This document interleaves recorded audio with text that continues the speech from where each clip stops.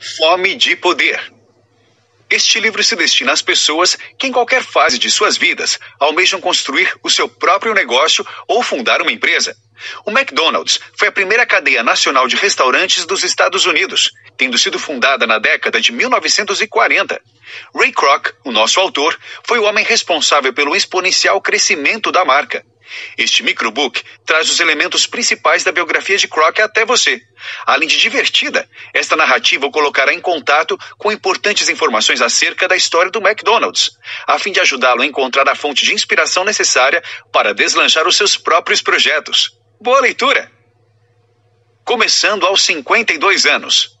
Uma das mais interessantes curiosidades sobre Kroc como empresário consiste no fato de contar com 52 anos de idade quando começou a lançar, em 1954, o McDonald's em todo o país. Ele passaria os próximos 20 anos de sua vida expandindo para mais de 4.000 lojas em todo o mundo. De forma similar a Sam Walton, fundador do Walmart, a maior rede varejista do mundo, Kroc consolidou um sistema que continuaria crescendo muito tempo depois de sua aposentadoria. Atualmente, sua cadeia de restaurantes está presente em mais de 39.000 lojas, distribuídas em nada menos do que 119 países.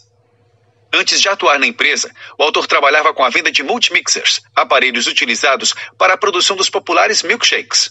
Um restaurante de São Bernardino havia comprado uma centena de seus produtos e Kroc voou até a cidade californiana para conhecer os donos. Ao conhecer o local, ficou encantado com a operação ali desenvolvida. O seu trabalho como representante comercial o havia levado a conhecer as cozinhas de inúmeros restaurantes por todo o país, mas nunca havia visto nada que pudesse igualar o potencial daquele lugar. Então sugeriu aos proprietários a abertura de uma série de unidades como aquela, pois, segundo ele, seria uma verdadeira mina de ouro para ambas as partes. Afinal, cada novo ponto de venda aumentaria suas vendas de multimixers.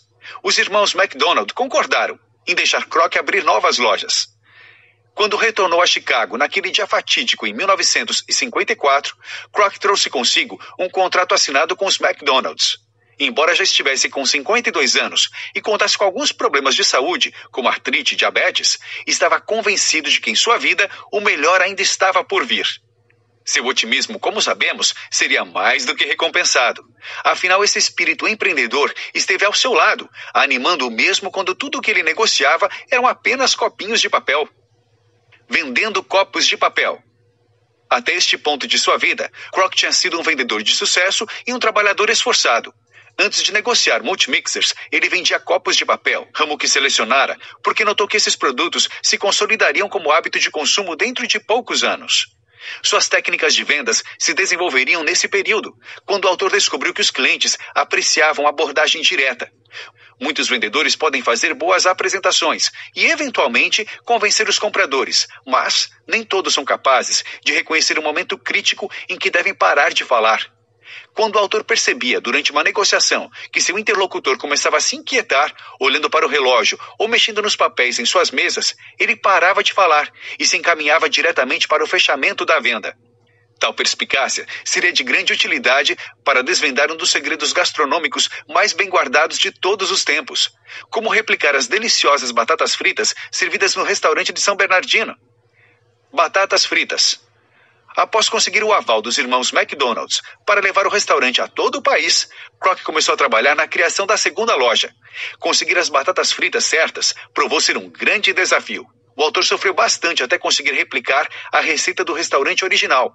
Mas assim que obteve êxito, chegou a hora de investir naquilo que determinaria o sucesso da mundialmente famosa marca: o sistema de franquias.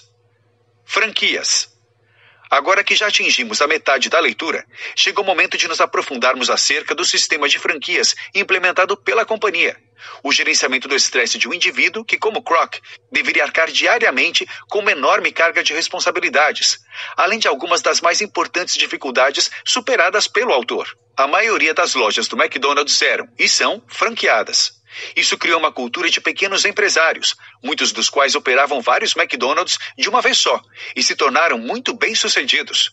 Cada nova adição ao menu da rede evoluiu a partir de uma ideia de um dos operadores, de modo que a empresa, como um todo, beneficiou-se de seus pequenos empresários, enquanto eles, por sua vez, eram auxiliados pela imagem positiva da marca e a força de suas estratégias de marketing. Cada franqueada paga uma porcentagem de suas vendas brutas para a matriz. Essa quantia era de 1,9% quando o McDonald's começou. E quando Kroc estava escrevendo sua autobiografia em 1977, esse valor já estava na marca de 11,9%. Contudo, alguns problemas no sistema de franquia não demoraram a surgir. Na época, nosso autor não poderia prever que um único operador chegasse a controlar 25 de 30 lojas, ou um franqueado alegar prejuízo nas vendas quando uma outra unidade fosse aberta em um local muito próximo da sua. Nada disso, porém, intimidaria Kroc. Ele estava convicto de que estava à frente de uma organização composta por pequenos empresários, e desde que oferecesse um acordo justo e os ajudasse a ganhar dinheiro, todos seriam amplamente recompensados. Demora um tempo para alguém conseguir uma franquia do McDonald's. Após a inscrição, os interessados devem trabalhar em uma loja perto de sua casa, sendo designado para o período noturno ou finais de semana, horários que não entram em conflito com seu trabalho atual. O intuito é permitir os candidatos a aprender em primeira mão o que está envolvido no trabalho e na administração da equipe. Se a pessoa em questão não é adequada para o tipo de operação executada no McDonald's, esta é a hora de descobrir isso. As atribuições e responsabilidades eram motivo de muita ansiedade e estresse. Ray Kroc dificilmente seria um empreendedor de sucesso caso não tivesse encontrado uma forma eficaz de lidar com todo esse estresse. Gerenciamento de estresse. Para evitar que os problemas o esmagassem, o autor decidiu se preocupar apenas com uma coisa de cada vez e se determinou a evitar a todo custo que as preocupações lhe roubassem sequer uma noite de sono. Kroc conseguiu gerenciar com sucesso o estresse do dia a dia por meio de sua própria marca de auto-hipnose, elaborando um sistema que o permitia desligar a tensão nervosa e evitar questões incômodas antes de ir dormir. Ele sabia que se não tomasse essas precauções, não seria capaz de lidar com os clientes na manhã seguinte. Seu método, na verdade, era muito simples. Ele mentalizava um quadro negro repleto de mensagens, na maioria urgentes, e depois imaginava-se apagando as mensagens. Dessa forma, ele conseguia deixar sua mente completamente em branco. Se um pensamento indesejado se insinuasse, o limparia antes mesmo que pudesse se formar. A seguir, procurava relaxar o corpo, começando pela parte de trás do pescoço e continuando para ombros, braços, troncos, pernas, até as pontas dos dedos dos pés. Por essa altura, ele já dormiria. Seu método era tão eficiente que ele aprendeu a percorrer todo o processo rapidamente. Com a mente livre do estresse, ficou mais fácil ter outra de suas ideias geniais. Afinal, por que o McDonald's deveria vender apenas hambúrgueres? Para além dos hambúrgueres, a expansão menu. A despeito de atualmente ser evidente que a expansão do menu dos restaurantes McDonald's foi uma decisão mais que acertada, na época houve intensos e acalorados debates no interior da companhia. A primeira proposta foi adicionar um sanduíche de peixe. Kroc odiou a ideia. Seus colaboradores tiveram muito trabalho para convencê-lo do contrário. Outra adição foi a Hot Apple Pie, torta quente de maçã em tradução livre, que surgiu como resultado de uma longa busca pela sobremesa ideal para servir no McDonald's. Todavia, encontrar uma que se encaixasse rapidamente no sistema de produção já implementado e desfrutasse de ampla aceitação do público era um grande problema. A primeira tentativa foi um bolo de morango cujas vendas despencaram em pouco tempo.